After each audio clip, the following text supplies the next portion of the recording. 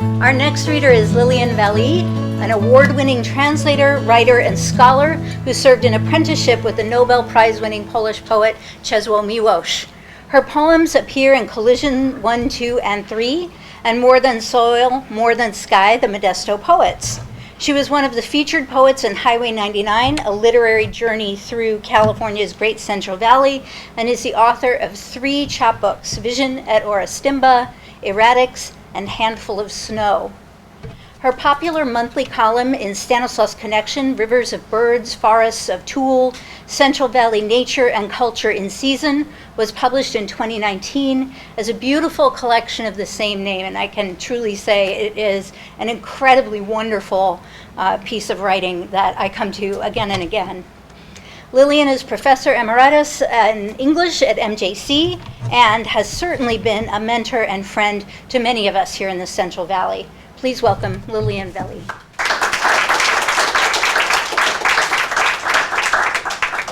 Well, I hope the combination of heat and too much poetry doesn't make you all unconscious by the end of the evening here. I just wanted to say, well, what a pleasure it was working with Manny and the designer on that book, Santanella Blues, Jessica Lopez from Stockton, a really wonderful designer. And you should take a look at the book and see some of the little lovely details in it that she introduced. I wrote the afterword and learned a lot about the history of the West Side. Santanella is, of course, not a saint. There's no Nella that was sanctified. It's from the Spanish word La Centinela, which means a lookout point. And there were lookout points all along the western edge of the Diablo Range, where sheep herders and eventually the so-called horse gangs, the Murrieta horse gangs, would make their camps, not just because they had a good vantage point. So that Centinela stayed, but there were many of them along the range, beginning with Mount Diablo. And the other thing that was really interesting was there's hundreds and hundreds of years of horse history here. So there was a trail that went from the foot of Mount Diablo. It was called Vereda del Monte. And then there was another one called Vereda Caballo. And it was an 800-mile trail that went all the way to Sonora, Mexico. And so people drove, mainly Indians, Mexicans, Spanish, drove herds of horses down that vereda all the way to Sonora later on at the end of the 19th century and beginning of the 20th century. And we owe that history to Frank Latta. And I don't know how many of you know a little bit about Frank Latta or have read Frank Latta, but if you're looking for a project, looking for a book, a play, Frank Latta's your man. I just think he was the most interesting person to come out of. He was born around Orostimba. And he was just he's the premier guide to this area. He found every last Yokutz, every descendant of a Yokutz, and wrote down that information. He researched the Murrieta horse gangs, and there's an entire book on that. It's absolutely fascinating to read. So if you're interested in that history, you'll read a little bit about it in the afterword to Manny's book, but it really is worth exploring on your own. So if you've got that, that urge for local history, that would be it. He ended his life in Santa Cruz. The most wonderful thing about him is when he went out to do these researches, he took all of his kids and his wife, and he had like 4 or 5 kids. And they had this like an old station wagon, and he said, here are our provisions, a crate of peaches, a crate of onions, a crate of something. And they would sleep outside in the desert, wherever it happened to be. I just think he's a fascinating figure. I'd love to see a month dedicated to Frank Latta. I've talked to UC Merced about it. Maybe it'll happen. So when I was researching some of the information about Manny's book, I found out that, Cottonwood Creek, which is behind San Luis Dam now, was this big ranch and a beautiful creek and this riparian area. And it reminded me that a lot of history is buried behind the dams, under the reservoirs, lots of old villages, Indian villages. And so what I wanted to start with today is reading a poem that is about the Indian history behind that. Of course, the Northern and Central Valley Yokuts were the people who lived in this area. And I feel their presence all the time. I think it's very dense here. When I was reading about their villages, I read that the mountain people that would come in exploring would sometimes hear the women singing as they were pounding, the acorns and pulverizing the acorns. They would hear them singing, and it was so magical, this coming upon a village where there was this singing going on. This is called Los Abanos Reservoir, New Melones, etc., etc. At dusk, the oaks release their bats. Sorrow rises from the rock, cries out as they strike the seed. Whose work, whose digging sticks, uprooted corms, tidy tips, tule mats melt into grass. At night, the heart fumbles with the excess of death. Not even one is imaginable. Not a single infant returning to dust, snug in her buckskin stays. Not a single mother with singed black hair, woven now into oriole nests, gobbled by hungry roots, whose breath was taken from the heartsick earth. Bass in underwater villages, behind earth-filled dams that burst in your dreams, nibble on bones, no one is spared. Whose eyes stare back, whose hands flutter like moss, rustle like lizards in the fallen leaves. 2. At dawn, your body becomes the earth, licking its wounds. Each sapling remembers the aches of its elders. Each river continues addressing the rocks. Snow boils down the mountains. Then suddenly you hear it. Music pouring from elderberry stalks, rattles, clappers, gourds and flutes, hoofs, dewlaps, elkskin drums, filament after filament of sound, fills the throbbing empty spaces, rocks the hammock of the world, and you know they are back to forgive us. I think we live in a forgiving landscape. I know that it's a difficult time right now. There's a lot going on, fire, flood, monumental human suffering in the world. My brother and I were born in the ruins of a city firebombed during World War II. So the first landscape that we would have seen would have been rubble. Luckily, my mother made it out of those bombings, and my father got out of his camp. And so my brother and I were given that 1 in a 400 trillion odd of being given life. When I think about that, have you ever read that if you're alive in this room right now, there was a 1 in a 400 trillion chance that didn't happen. So when you think about it that way, you think, how amazing is that? How amazing is that? Anything could have gone wrong, right? Anything.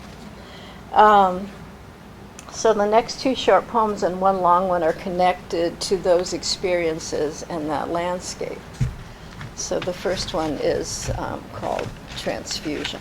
My mother told me once that both my brother and I had to have transfusions after the war. They were malnourished and emaciated, and so I began to think, what is it, what is it that makes a difference between life and death? I mean, that one split moment that determines that you're going to live and not die.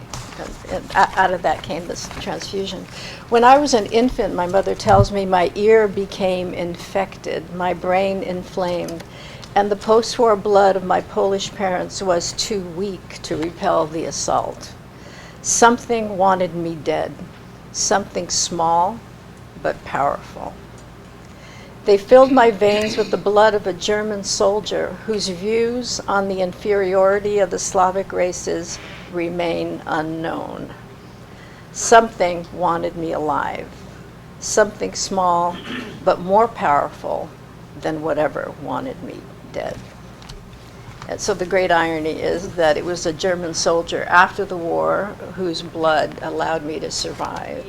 When I was a year and a half old, we ended up in Detroit, and there's a photograph from that time that I love because it told me that my mother was really paying attention to me. I don't think it lasted much longer because there were more kids, but it's handful of snow, and this is the photograph, and I'm looking at a handful of snow as if I were holding, a host or something, something really, really sacred. And I wanted to use this as kind of a foil for the transfusion poem. Handful of snow, because this is why my parents came to the United States. The child is not cold. The child is not hungry. She has everything she needs in the world in her hand. No bombs have fallen to crater the white. Bird baby, egg, newborn snow, silver monstrance, bells, bells, bells. And I see there's at least one Catholic in the audience, maybe two, and so I know they'll understand the monstrance.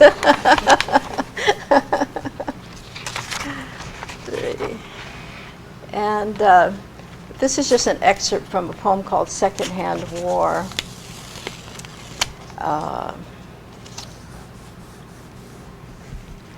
The very first section. She grew up in a city of serious children racked by sorrows not their own, telling stories no one would believe, tending sick parents who would never be well. Even their clothes were not their own, and they were being punished for 2,000 years of someone else's sins. Some screamed in terror at doorways, never knowing where they would take them. Others wouldn't dare say a word. She dreamed that one day they would all find a country in which mercy would not be considered a flaw.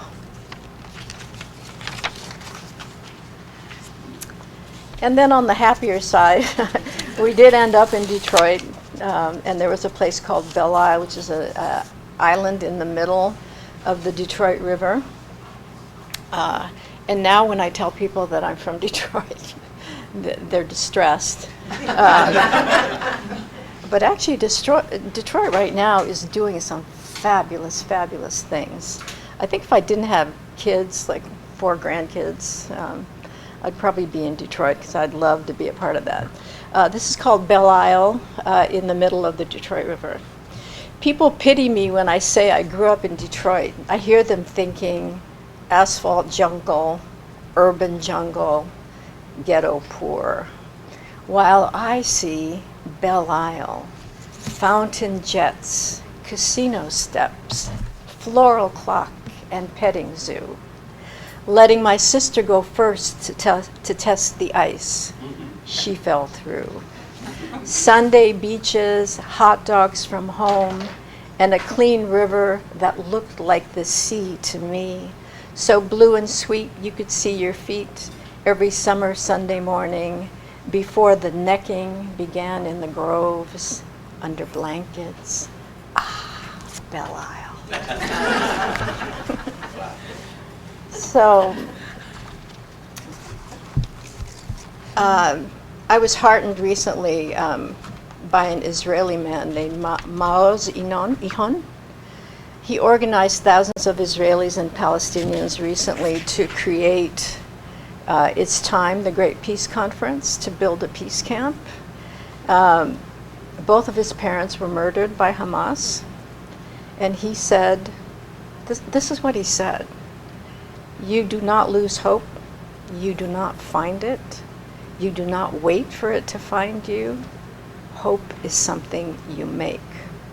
And so he organized this peace conference, and it seemed to me that it was so important, especially coming on my own experience of the secondhand war and all the wars that are taking place right now on the globe, that so much hinges on whether we can surmount brutality, if we can absorb violence without giving it back, whether we can share each other's brokenness, each other's burdens, without exacting a price for that service. And so one of the reasons that I enjoyed working with Manny on all of his books is his brutal self-honesty, his daily bravery, facing down whatever it is that comes his way, poor health, lack of funds.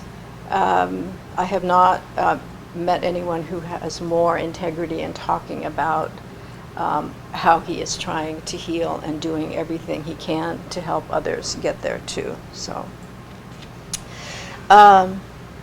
I bring that up in the context of war because that's something that's been on my mind. It's been oppressive to me. It's a burden. Now, on the other hand, for the last almost 4 decades, I've been trying to create an urban oak food forest. I consider nature my teacher, my provider, and a steady source of solace. And I brought some of the extra books, of the ones that Gillian mentioned. If anybody wants one, I've got some out in the car. I'm happy to give them to you, and all you have to do is make a donation to the poetry people. I don't need anything from it. So nature is really a refuge for me, and it really is the home of so many daily, tiny details that to me verge on the miraculous. And one of these is, I'll read about in this poem. I have a friend, Judith Lowry, who has a native seed business in Bolinas, and this quote is from her. "Because bees avoid darkness, many bee-pollinated funnel-shaped flowers like penstemons are translucent at the base." What a relief, this is my poem, to know the darkness does not last into the deepest part of the flower. That when you are bee-like, you see pollen and nectar in light-filled chalices, illuminated by a burning ball of fire 93 million miles away. Can you believe that? I see things like that in my yard all the time. It's just an amazing thing. But I also know that there's a lot of alienation from nature, a lot of ignorance right now.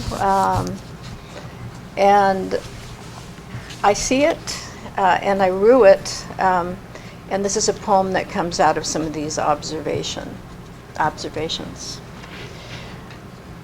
It's called Hazardous Waste. Teach me what to say to the lost boys of La Loma, that's my neighborhood, whose mother left them on their grandmother's doorstep, trading her boys for Vicodin, Percocet, Oxycontin, Smack.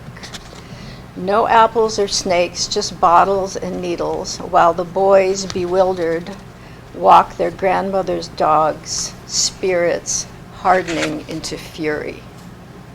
They avoid you, leave behind their empty cans of Morning Thunder or Red Bull.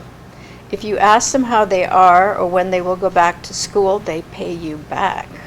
Break into your car to steal tobacco or your laptop, maybe even balancing on secondhand bikes the tiles from your bungalow roof to feed a hungry baby sister you did not know existed until you see them together one day, a rare tenderness in the way he speaks to her, trying to make it some days without a roof to sleep under, their home a car, a trailer, a cardboard box you see on the way to unload your hazardous waste.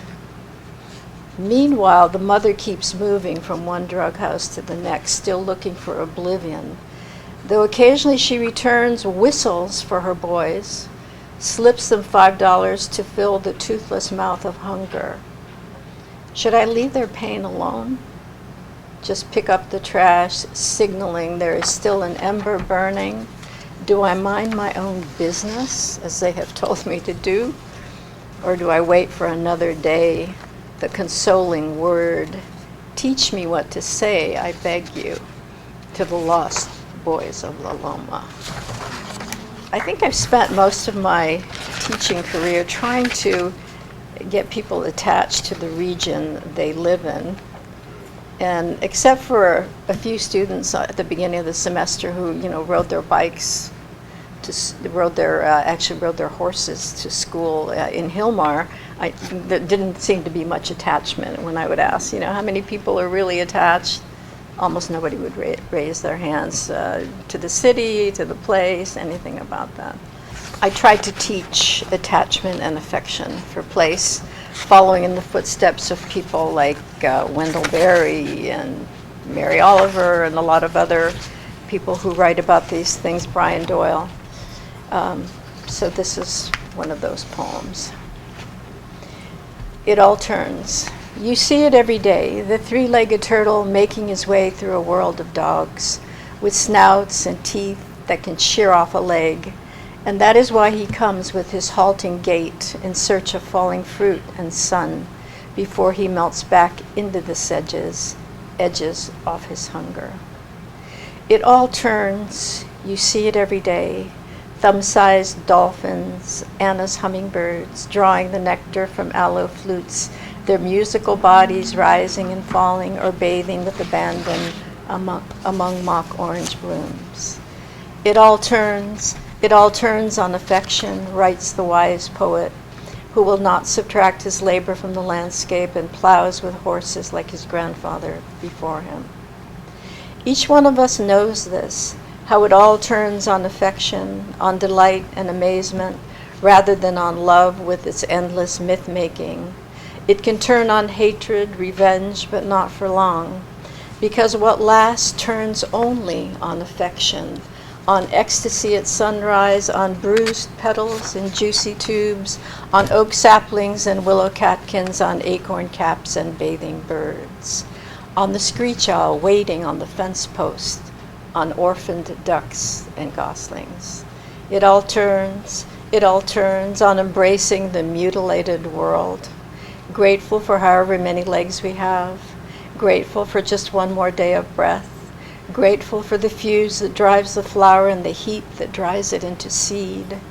It all turns on geopious affection, on compassion for our natal soil, even as dictators line us up, stand us over a ravine, aim a bullet at the back of our head, and think they can stop us dead, but here it comes. It all turns, it all returns and overturns the flawed ancestors, the arbiters of fortunes. But today it comes to rest for a moment on the upturned faces of children, listening to the story of the boy who caught a bee by its wings because he knew, before he knew, and now they do too, how it all turns on affection. Sometimes people are alienated, and this is almost the last one, by the history that's not present in the history books or in the awareness of people who live in an area. And I was it was a kind of a big literary function at a museum in Sacramento. People were congratulating each other on all kinds of things. But I felt there was something missing there, so here it is, uninvited. Because it would have been ungrateful, because it would have been ungracious, I did not ask in the ornate ballroom on whose backs was it built. I did not ask, but everyone knew whose backs were lashed before they were fed at the cattle troughs, whose back, sturdy though they might have been, for $1 a day, a guzzle on Saturday, they whizzed from the basket into the air before they plugged in the dynamite, shattering the sacred mountain, shattering the golden mountain, Sierra Nevada in its Cape of Dawn. Whose backs, I should have shouted, whose guns, into the drizzle of speeches about life on the edge. Shots ring out, pronghorns scatter, Tule Bull is brought to his knees. A grizzly rises for one last look. Almost nothing is not yet nothing, utters the sage. Let's give ourselves a hand while pelicans circle over cotton, looking for Tulare Lake. Whose backs in the doorway are watching, so no one will nab the artwork of Dutch masters, medieval altars, piano music, piano, whose backs, oh really woman, piano, the wine's not bad, whose backs in the chain gangs, hush, whose children in the vineyards, hush, whose guns from on horseback, hush, hush, hush. And the last two poems, I'm going to try to recite from memory. Whenever I come back from the coast, where I was yesterday, 55 degrees cooler than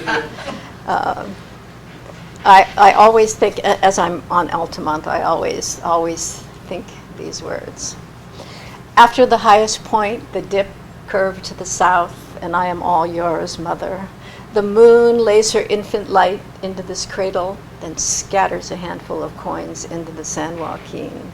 Slumbering grasses nuzzle the loam, while cottonwoods and oaks, while cottonwood and oak, something in willows, elderberries and willows, toss their manes in their sleep like wild horses pawing the channel. I would have thought my heart too small to contain the unbridled banks of the river. I would have thought the world too bereft of tenderness to fill this trough so full. And the last one, which is not my poem, it's by William Everson, but I think it's the most perfect poem that's ever been written about the Central Valley. It's the San Joaquin.